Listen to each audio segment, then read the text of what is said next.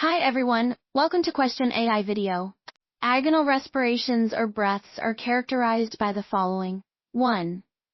The patient exhibits wheezing in the bronchioles, slow breathing, and a condition known as hypoxia, which is a deficiency in the amount of oxygen reaching the tissues. 2. The patient may also show stridor noises with absent lung sounds upon auscultation, and signs of inadequate perfusion, such as bluish discoloration of the skin. 3. Want the full explanation? Check out the details below for the complete answer.